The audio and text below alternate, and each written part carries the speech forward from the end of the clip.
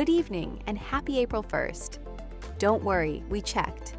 This is all real news. Tonight, we've got a little bit of everything across the Eastern Sierra, from fresh powder on the mountain and shifting spring weather to local sports highlights and community updates you'll want to know about. This episode is brought to you by Fault Line 395, gear inspired by the Eastern Sierra and built for the way you live out here. And before we dive in, make sure you're subscribed to our YouTube channel and following Eastern Sierra Now on social media so you never miss a local update. Ticket sales are now underway for the longtime Eastern Sierra event, the 34th Annual Mill Pond Music Festival. The event has been scheduled for September 18th to 20th at the Mill Pond Recreation Area. Organized by the Inyo Council for the Arts, the event is a staple summer festival in Inyo County. Those interested in attending should call 760-873-8014 for the best chance at reserving preferred camping sites and access to the lowest prices. As a note, prices have been raised this year due to increased costs, but it remains cheaper than many other festivals. Mark your calendars, reserve your spots, buy your tickets, and get ready for an amazing weekend. Local artists are being invited to take part in a long-standing community tradition. The Tri-County Fair Poster Contest is now open, giving participants the opportunity to design the official poster for the upcoming fair. The contest is open to artists of all ages, from students to experienced creators.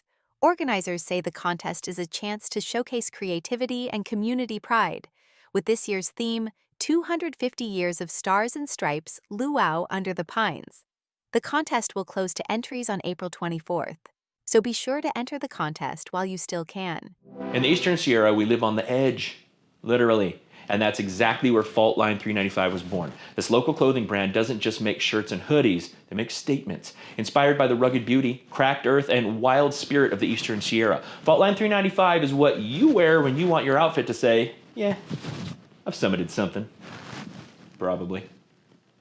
From cozy beanies, perfect for après-ski hangs, to durable tees that can handle the day on the trail, and a night at Distant Brewing.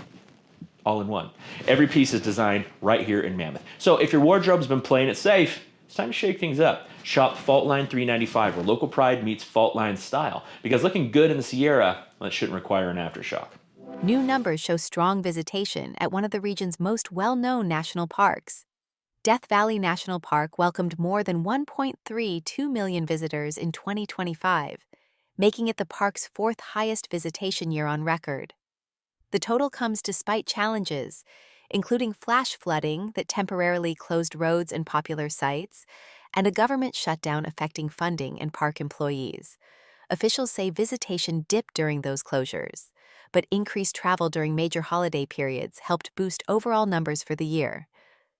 Is this your sign to schedule your next trip? Now for your sports report, brought to you by Copper Top Barbecue, serving up quality barbecue with a locals first approach. Visit them online at coppertopbbq.com. It was a busy stretch for Bishop Broncos athletics, with action on the softball and baseball fields. Starting with JV softball, the Broncos faced a tough non-league matchup against Trona, falling 16-5. Despite the loss, Bishop saw contributions across the lineup. Julissa Buff-Roman reached base and scored a run, while Aubrey Frechette added a hit and a walk. Lila Santana and Peyton Hohenstein each recorded 2 hits, with multiple players crossing the plate in the effort. On the varsity side, it was a different story. The Bishop Broncos varsity softball team delivered a decisive 19-4 win over Mammoth in league play, ending the game in 5 innings. A trio of pitchers combined to limit Mammoth's offense, while Bishop's bat stayed active throughout the game. Tanner Ludwig led the way with a 4-hit performance, including a home run. Multiple players contributed with hits, stolen bases, and runs scored in a strong all-around performance. On the baseball diamond, the Broncos continued that momentum. Bishop varsity baseball shut out Mammoth 13-0 in another 5-inning game. Aiden Frechette got the start on the mound, allowing no runs on 2 hits over 4 innings, while Daxon Svacina closed things out. Offensively, Richie Talavera led the way with 3 hits, including a double. Several other Broncos contributed at the plate in a balanced team effort. That's your local sports report. Again brought to you by Copper Top Barbecue, where the focus is on great food and supporting the local community.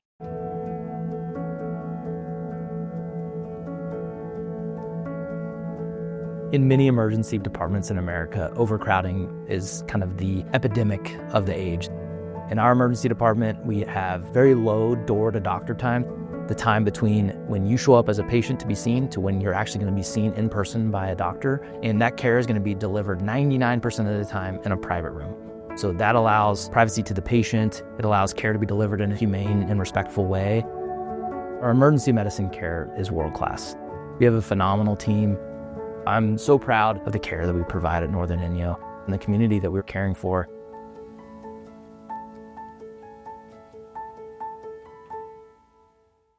Fresh snow is setting the tone to start April at Mammoth Mountain. Mother Nature delivered overnight, with 4 to 6 inches of new snow blanketing the mountain and creating fresh powder conditions. The base depth is now at 38 inches, and conditions are being described as excellent out there. Terrain access remains strong, with 122 trails, 14 lifts, and 6 terrain parks currently open. However, visitors should be aware that high winds and ongoing weather conditions may impact operations throughout the day, so lift access could change. Also, a seasonal update. Eagle Lodge is now officially closed for the season.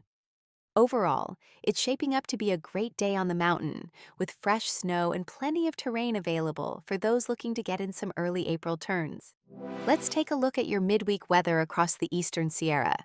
Starting in Bishop and Mammoth Lakes. Bishop will see a mix of sun and clouds today. Highs reach the upper 60s, with overnight lows dropping into the low 40s. Tomorrow clears out nicely with mostly sunny skies and a warm-up into the low 70s. Winds pick up in the afternoon, but overall, a pleasant day. Heading into Friday stays sunny with highs in the upper 60s and cooler overnight lows in the mid-30s. Up in Mammoth Lakes, expect colder conditions with snow showers early and breezy winds throughout the day. Highs stay in the 40s, with temperatures dipping into the upper 20s overnight. Tomorrow sees improving conditions, with more sunshine returning. Highs climb into the 40s, though it will remain breezy at times.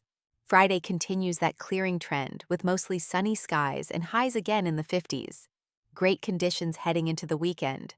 So overall, a midweek mix of weather, some lingering showers and snow today, followed by sunshine and a gradual warm-up as we head toward the weekend. That's a look at what's happening around the Eastern Sierra. Before you go, don't forget to head over and take part in the ESN Epic Eats poll, because supporting local food is always a good idea, and your vote helps spotlight some of the best spots in the region. Big thanks again to our sponsor, Faultline 395, and thank you for watching. Be sure to subscribe, follow, and stay connected with Eastern Sierra Now for the latest local news. And since it is April 1st, if something sounded too good to be true today, well, you might want to double-check. We promise we kept it honest. Mostly. We'll see you next time.